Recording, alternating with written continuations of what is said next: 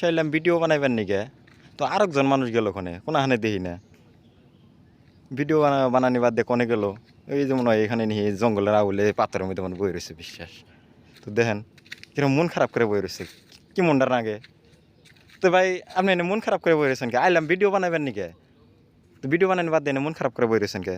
আরে ভাই কি ভিডিও বানাবো কেমনে?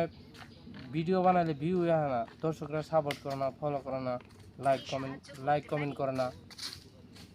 এই এত কষ্ট করে যদি ভিডিও বানাই, আপনি কোন যে কত দূর থেকে আসি আমরা এই পাথরের মধ্যে বয়ে এসেছি, তারপরেও যদি ভিউ না হয় ভিডিওতে, এঙ্গেজমেন্ট বাড়ে না, ফলোয়ার্স বাড়ে না, কি করুম কোন? এই জন্য মন খারাপ করে বই রয়েছি। তো এটা আসলে মানে হাসা কথা।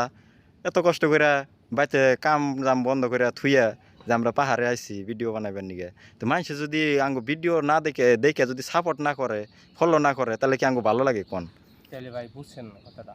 তো দর্শকরা যারা আমাদেরকে ভালোবাসেন তাদেরকে বলতে চাই যে অবশ্যই সাপোর্ট করবেন, লাইক কমেন্ট শেয়ার করবেন, আমরা যেন ভালোভাবে সফলতা অর্জন করতে পারি, গরিবের সহযোগিতা করতে পারি। ধন্যবাদ।